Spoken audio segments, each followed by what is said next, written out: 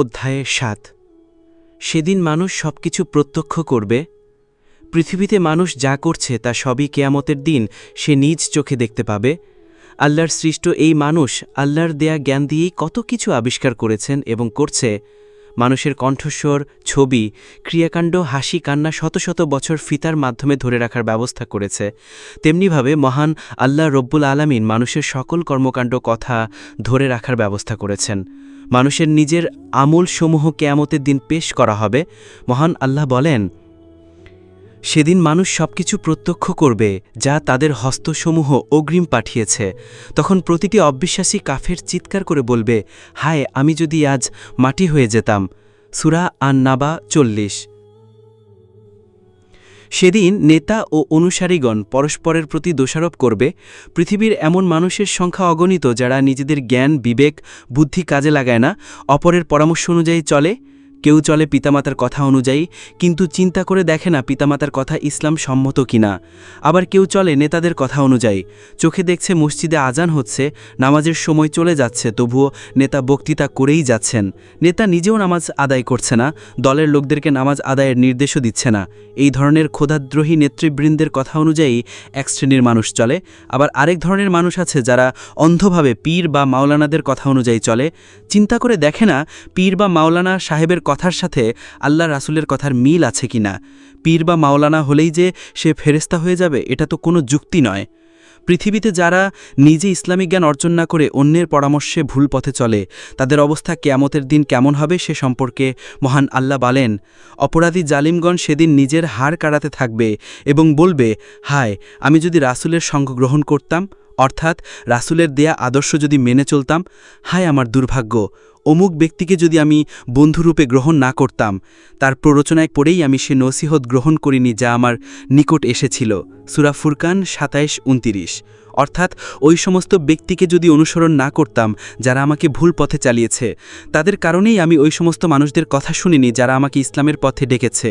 অপরাধীগণ আযাবের ভয়াবহ অবস্থা দেখে বলবে, যদি এই হাসর বিচার না হতো। মহান আল্লাহ রব্বুল আলামিন বলেন, নিশ্চয়ই সেদিন প্রত্যেক ব্যক্তি নিজের কৃতকর্মের ফল পাবে, সেই ফল হোক ভালো অথবা মন্দ। সেদিন তারা কামনা করবে যে এই দিনটি যদি তাদের নিকট হতে দূরে অবস্থান করত, তবে কতই না ভালো হতো। আল ইমরান ৩০। পৃথিবীর আদালতে উকিল, ব্যারিস্টারকে টাকার বিনিময়ে আসামির পক্ষে নিয়োগ করা হয়। তারা নানা যুক্তি দিয়ে, কথার কূটকৌশল প্রয়োগ করে, মিথ্যে কারণ দেখিয়ে স্পষ্ট চিহ্নিত খুনি আসামিকেও নির্দোষ বানানোর চেষ্টা করে। কিন্তু কিয়ামতের দিন, সেদিন এ সমস্ত কূটকৌশল চলবে না। নবী করিম সাল্লাল্লাহু আলাইহি ওয়াসাল্লাম বলেন, তোমাদের প্রতিটি মানুষের সাথে আল্লাহ তাআলা কোনো মাধ্যম ছাড়াই কথা বলবেন, অর্থাৎ হিসাব নেবেন। সেখানে আল্লাহ এবং বান্দার মধ্যে কোনো উকিল বা দোভাষী থাকবে না, আর তাকে লুকিয়ে রাখার কোনো আড়াল থাকবে না। সে যখন ডান দিকে তাকাবে তখন নিজের কৃতকর্ম ছাড়া আর কিছুই দেখবে না, আবার যখন বাম দিকে দৃষ্টি নিক্ষেপ করবে সেদিকেও নিজের কর্মসমূহ ছাড়া আর কিছুই দেখবে না। যখন সামনের দিকে তাকাবে তখন জাহান্নাম ছাড়া আর কিছুই দেখবে না। অতএব অবস্থা যখন এই, তখন তোমরা একটি খেজুরের অর্ধেক দিয়ে হলেও জাহান্নামের আগুন হতে নিজেকে রক্ষা করার চেষ্টা করো। বুখারী, মুসলিম। অপরাধীদেরকে জাহান্নামের দিকে তাড়িয়ে নিয়ে যাওয়া হবে। পৃথিবীতে যারা আল্লাহর বিধানের সাথে বিরোধিতা করেছে, ইসলামী আন্দোলনের সাথে শত্রুতা পোষণ করেছে, কিয়ামতের ময়দানে যখন জাহান্নামের দিকে তাড়িয়ে নিয়ে যাওয়া হবে, তখন জাহান্নামের দ্বাররক্ষী তাদেরকে প্রশ্ন করবে। পবিত্র কোরআনের সূরা আল মুলকের ৭ নং আয়াতে বলা হয়েছে, তারা যখন জাহান্নামে নিক্ষিপ্ত হবে তখন জাহান্নামের ক্ষিপ্ত হওয়ার ভয়াবহ ধ্বনি শুনতে পাবে। জাহান্নাম উথালপাথাল করতে থাকবে। ক্রোধ আক্রোশের অতিশয় তীব্রতায় তা দীর্ণ বিদীর্ণ হয়ে যাওয়ার উপক্রম হবে। প্রতিবারই যখনই তার ভেতরে কোনো জনসমষ্টি অপরাধী দল নিক্ষিপ্ত হবে, তখন তার দ্বাররক্ষী সেই লোকদেরকে প্রশ্ন করবে, কোনো সাবধানকারী কি তোমাদের কাছে আসেনি? জাহান্নামের দ্বাররক্ষী বলবে, এই ভয়ঙ্কর স্থানে তোমরা কেমন করে এলে? এই জাহান্নামের মতো কঠিন স্থান আল্লাহ আর দ্বিতীয়টি সৃষ্টি করেননি। আল্লাহর বিধান অমান্য করলে এই স্থানে আসতে হবে। পৃথিবীতে এই সংবাদ কি তোমাদেরকে কেউ অবগত করেনি? তখন জাহান্নামীগণ কি জবাব দিবে আল্লাহ তা শোনাচ্ছেন। তারা জবাবে বলবে, হ্যাঁ, সাবধানকারী আমাদের কাছে এসেছিল বটে, কিন্তু আমরা তাকে অমান্য ও অবিশ্বাস করেছি এবং বলেছি যে আল্লাহ কিছুই অবতীর্ণ করেননি। আসলে তোমরা মারাত্মক ভুলের ভেতরে নিমজ্জিত রয়েছ। সূরা মুলক ১। সেদিন অপরাধীগণ আফসুস করবে। ইসলামী আন্দোলন বিরোধী জাহান্নামের যাত্রীরা প্রশ্নকারীকে বলবে, আমাদের কাছে নবী, রাসূল, আলেম, ওলামা ইসলামী আন্দোলনের নেতাকর্মী এসেছিল। তারা আমাদেরকে আল্লাহর বিধানের প্রতি আনুগত্য করার জন্য দাওয়াত দিয়েছিল। আমরা তাদের দাওয়াত কবুল করিনি। তাদের সাথে আমরা বিরোধিতা করেছি। আমরা তাদেরকে মৌলবাদী আর সাম্প্রদায়িক বলে গালি দিয়ে বলেছি, তোমরা সেকেলে আদর্শ অনুসরণ করে চলছ। আল্লাহর বিধান বলে তোমাদের কাছে কিছুই নেই। ইসলামের নামে তোমরা নিজেদের বানানো আদর্শ দেশ ও জাতির বুকে চাপিয়ে দিতে চাচ্ছ। দেশ ও জাতিকে তোমরা প্রগতির পথ থেকে সরিয়ে অধোগতির দিকে নিয়ে যেতে চাও। এই লোকগুলো সেদিন আফসুস করে নানা কথা বলবে। পবিত্র কোরআনে আল্লাহ শোনাচ্ছেন সেদিন তারা কি বলবে। আর তারা বলবে, হায়, আমরা যদি শুনতাম ও অনুধাবন করতাম, তাহলে আমরা আজ এই দাউ দাউ করে জ্বলতে থাকা আগুনের উপযুক্ত লোকদের মধ্যে গণ্য হতাম না। সূরা মুলক 10। আমরা যদি কোরআনের কথা শুনতাম, ইসলামের বিধান অনুধাবন করে তা অনুসরণ করতাম, তাহলে আজ এই জাহান্নামে যেতে হতো না। ইন্না কুন্না লাকুম তাবাআন। আমরা যদি অনুসরণ করতাম, আমরা যদি আল্লাহর বিধান অনুসরণ করে নিজেদের জীবন পরিচালিত করতাম, তাহলে আজ এই কঠিন অবস্থার মধ্যে নিপতিত হতাম না। সেদিন সমস্ত বিষয় প্রকাশ করা হবে। পৃথিবীর মানুষ একজন আরেকজনের বিরুদ্ধে গোপন ষড়যন্ত্র করে, গোপনে খুন, নারী ধর্ষণ, চুরি করে, ঘুষ খায়। সমাজে সেসব হয়তো কোনোদিন প্রকাশ পায় না, কিন্তু সেদিন যে কত সাধু ধরা পড়ে যাবে তা আল্লাহই জানেন। সূরা হাক্কায় মহান আল্লাহ বলেন, সেদিন সমস্ত বিষয় প্রকাশ করা হবে। তোমাদের কোনো তত্ত্ব ও তথ্যই লুকিয়ে থাকবে না। সেদিন জমিন সমস্ত কিছু প্রকাশ করে দিবে। এই পৃথিবীর মাটির উপরে মানুষ বিচরণ করছে। কেয়ামতের দিন এই মাটি কথা বলবে। সূরা জিলজালের 4 নম্বর আয়াতে মহান আল্লাহ বলেন, সেদিন তা নিজের উপর সংঘটিত সমস্ত অবস্থা বর্ণনা করবে। কোরআনের এই আয়াত প্রসঙ্গে আল্লাহর রসূল বলেন, তোমরা কি বলতে পারো সেই অবস্থাটা কি যা সে অর্থাৎ মাটি বলবে? উপস্থিত লোকেরা বলল, আল্লাহ এবং তার রসূলই এ বিষয়ে অধিক জানেন। তখন রসূল সাল্লাল্লাহু আলাইহি সাল্লাম বললেন, মাটি প্রত্যেক পুরুষ ও স্ত্রীলোক সম্পর্কে সাক্ষ্য দেবে যে তার উপর অর্থাৎ মাটির উপর থেকে কে কি করেছে। মাটি এসব অবস্থার বিস্তারিত বর্ণনা দিবে। মানুষের আমল বা কর্মসমূহকেই এ আয়াতে আখবার অর্থাৎ সংবাদের নিদর্শন বলা হয়েছে। তিরমিজি ও আবু দাউদ। জমিন তার উপরে যা কিছু ঘটবে সবকিছু কেয়ামতের দিন হাসরের ময়দানে আল্লাহর সামনে প্রকাশ করে দিবে। এই কথাটি সে যুগের মানুষের কাছে অদ্ভুত, বিস্ময়কর মনে হয়েছে। অনেকে অবিশ্বাসও করেছে, মাটি কথা বলবে, এটা তাদের বোধহয় বোধগম্য হতো না। কিন্তু বর্তমানে বিজ্ঞানের অপূর্ব আবিষ্কার, cinema, radio, television, tape recorder, ultrasonography, cardiology, telex, fax, computer প্রভৃতির ব্যাপক ব্যবহার ও প্রচলন মানুষকে স্পষ্ট ধারণা দিচ্ছে, মাটি কথা বলবে এটা অসম্ভবের কিছু নয়। মানুষ নিজের মুখে যা বলে তা বাতাসের ইথারের প্রবাহ। ঘরের প্রাচীর, ঘরের ছাদ ও মেঝেতে, ঘরের আসবাবের প্রতিটি বিন্দুতে রিন্দুতে, সমস্ত কিছুর অণুপরমাণুতে মিশে থাকে। মানুষের বলা কথা, কণ্ঠ হতে উচ্চারিত যে কোনো ধ্বনির ক্ষয় নেই, ধ্বংস নেই। মহাবিজ্ঞানী পরম করুণাময় আল্লাহ রাব্বুল আলামিন যখন চাইবেন, তখন পৃথিবীর যাবতীয় বস্তুতে মিশে থাকা মানুষের কণ্ঠস্বর ও উচ্চারিত ধ্বনি ঠিক তেমনভাবেই পুনরায় উচ্চারণ করাতে পারবেন, যেমন তা প্রথমবার মানুষের কণ্ঠ হতে উচ্চারিত বা ধ্বনিত হয়েছিল। মানুষ বহু শত বছর পূর্বে তার নিজের বলা কথা তখন নিজ কানেই শুনতে পাবে। তার পরিচিত লোকেরাও শুনে বুঝতে পারবে এই কণ্ঠস্বর অমুকের। মানুষ পৃথিবীর বুকে যে অবস্থায় এবং যেখানে যে কাজ করেছে তার প্রত্যেকটি গতিবিধি ও নড়াচড়ার ছবি বা প্রতিবিম্ব মানুষের আশেপাশে, নিচে, উপরে যা থাকে অর্থাৎ পরিবেশের প্রতিটি জিনিসের উপরেই পড়ছে। মানুষের স্পন্দনের প্রতিটি ছায়া প্রতিটি বস্তুর উপরে প্রতিফলিত হচ্ছে। বর্তমানে মানুষ স্যাটেলাইটের মাধ্যমে যে কেরামতি দেখাচ্ছে, কিন্তু যে আল্লাহ মানুষকে ওই স্যাটেলাইট আবিষ্কারের জ্ঞান দান করেছেন, সেই আল্লাহ কি স্যাটেলাইট বানিয়ে মানুষের প্রতিটি গতিবিধির ছবি ধরে রাখছেন না? মানুষ পানির অতল প্রদেশে তিমিরাচ্ছন্ন ঘন অন্ধকারে স্পষ্ট ছবি তোলার জন্য ক্যামেরা বানিয়ে তা ব্যবহার করছে।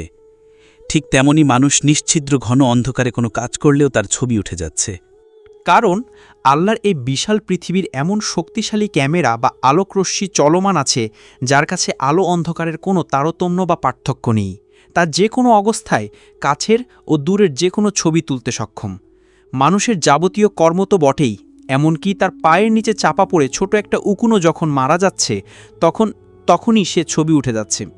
এসব ছবি, প্রতিচ্ছবি, প্রতিবিম্ব কিয়ামতের দিন চলচ্চিত্রের মতোই সমস্ত মানুষের দৃষ্টির সামনে ভাসমান ও ভাস্কর হয়ে উঠবে। মানুষ নিজের চোখেই দেখবে সে ডাকাতি ছিনতাই করেছে, ষড়যন্ত্র করেছে, হত্যা করেছে, নারী ধর্ষণ করেছে, চুরি ডাকাতি ছিনতাই করেছে, সুদ ঘুষ খেয়েছে, সব কিছুই দেখতে পাবে। শুধু তাই নয়, মানুষের মনের মধ্যে যেসব চিন্তা চেতনা কামনা বাসনার উদয় হয় তাও বের করে মানুষের দৃষ্টির সামনে সারিবদ্ধভাবে রেখে দেওয়া হবে। বিচার দিবসে পাপীগণ নিজের দোষ অন্যে ঘাড়ে চাপাবে। মানুষ তার মানবিক দুর্বলতার কারণে অন্যের খেয়াল খুশিমতো কাজ করতে বাধ্য হয়, অন্যের দ্বারা প্রভাবিত হয়ে পড়ে। স্বামী স্ত্রীর জন্যে, স্ত্রী স্বামীর জন্যে, পিতা সন্তানের জন্যে, সন্তান পিতার জন্যে, বন্ধু বন্ধুকে খুশি করার জন্যে, রাজনৈতিক নেতাকে সন্তুষ্ট করার জন্যে, পীর ও শিক্ষককে সন্তুষ্ট করতে গিয়ে ঊর্ধ্বতন অফিসারকে খুশি করে নিজের চাকরি পাকাপোক্ত করার জন্যে, অথবা চাকরিতে প্রমোশনের জন্যে মন্ত্রী, এমপি, চেয়ারম্যান, মেম্বারকে সন্তুষ্ট করার জন্য এমন কাজ করে যে কাজ করলে আল্লাহ অসন্তুষ্ট হন। এ সমস্ত মানুষদের নির্বুদ্ধিতার জন্যে হাসরের ময়দানে তাদেরকে চরমভাবে প্রতারিত ও নিরাশ হতে হবে এবং আযাব ভোগ করতে হবে। পরকালে তারা কঠিন আযাব ভোগ করবে, একথা পবিত্রকরণে বারবার উল্লেখ করে এই ধরনের আত্মপ্রবঞ্চিত দলকে সতর্ক করে দেয়া হয়েছে। সেদিন কর্মীগণ নেতাদের উপরে দোষ চাপাবেন। পবিত্র করণে আল্লাহ রাব্বুল আলামিন বলেন, যাদের কথায় নেতা বা ক্ষমতাবান মানুষ চলত তারা কিয়ামতের দিন তাদের দলের লোকদের কাছ থেকে সম্পূর্ণ কেটে পড়বে। নেতা এবং অনুসারীগণ সেদিনের ভয়ঙ্কর শাস্তির ভয়াবহতা দর্শন করবে। নেতা এবং অনুসারীদের সম্পর্ক একেবারে ছিন্ন হয়ে যাবে। অনুসারীগণ বলতে থাকবে, যদি কোনো প্রকারে আমরা একবার পৃথিবীতে ফিরে যেতে পারতাম তাহলে আমরা সেখানে পৃথিবীতে নেতাদের থেকে সম্পূর্ণ বিচ্ছিন্ন হয়ে যেতাম, যেমন করে আজ তারা নেতাগণ আমাদের থেকে বিচ্ছিন্ন। কিন্তু মহান আল্লাহ সকলকেই নেতা এবং অনুসারীদেরকে তাদের কর্মফল দেখিয়ে দিবেন, যা তাদের জন্য অবশ্যই অনুতাপ অনুশোচনার কারণ হবে। তাদেরকে জাহান্নামে নিক্ষেপ করা হবে এবং তারা সে জাহান্নামের আগুন থেকে কোনো ক্রমেই বের হতে পারবে না। সূরা বাকারা 166 এবং 67। অতএব হায়াত থাকতে অবশ্যই মানুষকে সাবধান হতে হবে, কারণ নির্দেশ মেনে চলা যাবে না। সে যত বড় নেতা হোক, যত বড় পীর মাওলানা হোক না কেন, কেউ কোনো নির্দেশ দিলে সে নির্দেশ ইসলাম সম্মত কিনা তা যাচাই করে তারপর মেনে চলতে হবে। পৃথিবীতে যারা যাচাই বাছাই না করে যে কোনো নেতাগোছের মানুষের অনুসরণ করেছে, তাদের ও তাদের নেতাদের মৃত্যুকালের অবস্থা হবে অত্যন্ত ভয়ঙ্কর। মৃত্যুর সময় ফেরেশতা তাদেরকে প্রশ্ন করবে, সে সম্পর্কে মহান আল্লাহ তাআলা বলেন, আল্লাহকে বাদ দিয়ে তোমরা যাদের আইন নির্দেশ মেনে চলতে, তারা আজ কোথায়? উত্তরে তারা বলবে, তারা তাদের কাছ থেকে সরে পড়েছে। তারপর তারা স্বীকার করবে যে তারা আল্লাহর প্রতি অবিশ্বাসী করেছে। আল্লাহ তাদেরকে বলবেন, তোমাদের মধ্যে জিন এবং মানুষের মধ্যে যে দল অতীত হয়েছে তাদের সাথে তোমরা জাহান্নামে প্রবেশ করো। অতঃপর এদের একটি দল অনুসারীগণ যখন জাহান্নামে প্রবেশ করবে তখন তাদেরই অনুরূপ দলের অর্থাৎ নেতাগণের প্রতি অভিশাপ করতে থাকবে। যখন সব দলগুলো, অনুসারী দল ও আল্লাহদ্রোহী নেতাদের দল সেখানে প্রবেশ করবে, তখন পরবর্তী দল তার পূর্ববর্তী দল সম্পর্কে কথা বলবে, হে প্রভু, ওরা আমাদেরকে পথভ্রষ্ট করেছে, অতএব তাদের জন্য জাহান্নামের শাস্তি দ্বিগুণ করে দিন। আল্লাহ বলবেন, তোমাদের উভয়ের জন্যেই দ্বিগুণ শাস্তি, কিন্তু এ সম্পর্কে তোমাদের কোনো জ্ঞান রাখো না। তাদের প্রথমটি শেষটিকে বলবে, তোমরা আমাদের চেয়ে মোটেই উত্তম নও, অতএব তোমরা তোমাদের কর্মের প্রতিফল ভোগ করো। সূরা আরাফ। ইসলাম বিরোধী নেতাকর্মীরা জাহান্নামে কঠিন আযাব ভোগ করতে থাকবে। এবার তারা একে অপরকে অভিশাপ দিতে থাকবে। এদের অবস্থা সম্পর্কে আল্লাহ রাব্বুল আলামিন সূরা আহজাবের 66 ও 67 নং আয়াতে বলেন, যেদিন তাদের চেহারা আগুনে ওলটপালট করা হবে তখন তারা বলবে, হায়, যদি আমরা আল্লাহ ও তার রাসূলের আনুগত্য করতাম। তারা আরও বলবে, হে আমাদের রব, আমরা আমাদের নেতাদের ও বড়দের আনুগত্য করেছিলাম এবং তারা আমাদেরকে সঠিক পথ থেকে বিচ্যুত করেছে। হে আমাদের রব, তাদেরকে দ্বিগুণ আযাব দাও এবং তাদের প্রতি কঠোর অভিশাপ বর্ষণ কর। মানুষের বানানো আদর্শ প্রতিষ্ঠার উদ্দেশ্যে যারা পৃথিবীতে আন্দোলন করেছে, চেষ্টা সাধনা করেছে, সেসব নেতাদের যারা অনুসরণ করেছে, সেসব কর্মীদেরকে যখন জাহান্নামের আগুনের ভেতরে জ্বালানো হবে তখন তারা বলবে, পৃথিবীর ওই সব নেতা এবং সমাজের প্রভাব প্রতিপত্তিশালী লোকগুলো আমাদেরকে ইসলামী আন্দোলন সম্পর্কে ভুল ধারণা দান করেছিল। তাদের কারণেই আমরা ইসলাম প্রতিষ্ঠার সংগ্রামে অংশগ্রহণ করতে পারিনি। হে আল্লাহ, ওদেরকে দ্বিগুণ শাস্তি দাও। আল্লাহ বলবেন, তোমাদের উভয়ের জন্যেই দ্বিগুণ আযাব, কিন্তু এই সম্পর্কে তোমরা কোনো জ্ঞান রাখো না। তাদের প্রথম দল অর্থাৎ অনুসারী দল শেষের দলটিকে বলবে, নেতাদের দল, তোমরা আমাদের চেয়ে মোটেই উত্তম নও, অতএব তোমাদের অর্জিত কর্মের শাস্তি ভোগ করো। নেতা এবং কর্মীগণ একত্রে আযাব ভোগ করবে। পৃথিবীতে সাধারণত দেখা যায় যাদের অর্থ নেই, বিত্ত নেই, দুর্বল, যারা শোষিত, তারাই ইচ্ছায় হোক অনিচ্ছায় ক্ষমতাবান মানুষদের অত্যাচারী ক্ষুধাদ্রোহী শাসকের আইন কানুন নির্দেশ মেনে চলে, মানতে বাধ্য হয়। কেয়ামতের পরে হাসরের ময়দানে এদের পরিণাম সম্পর্কে পবিত্র কুরআন শরীফে বলা হয়েছে, যখন উভয় দলকে হাসরের ময়দানে একত্র করা হবে, তখন দুর্বল মানুষগুলো ক্ষমতা গর্বিত উন্নত শ্রেণীর লোকদের বলবে, আমরা তোমাদেরই কথা মেনে চলেছিলাম, আজ তোমরা কি আল্লাহর আযাবের কিছু অংশ আমাদের জন্য লাঘব করে দিতে পারো? তারা বলবে, তেমন কোনো পথ আল্লাহ আমাদের দেখালে তো তোমাদেরকে দেখিয়ে দিতাম। এখন এ শান্তি আমাদের জন্য অসহ্য হোক অথবা ধৈর্যের সাথে গ্রহণ করি, উভয় আমাদের জন্য সমান। এখন আমাদের পরিত্রাণের কোনো উপায় নেই। সূরা ইব্রাহিম ২১ নং আয়াত। অর্থাৎ কেয়ামতের ময়দানে কর্মীদের দল আযাবের ভয়াবহতা দেখে তাদের নেতাদের বলবে, পৃথিবীতে আমরা ইসলামের বিধান মানিনি, তোমাদের নির্দেশ মেনে চলেছি।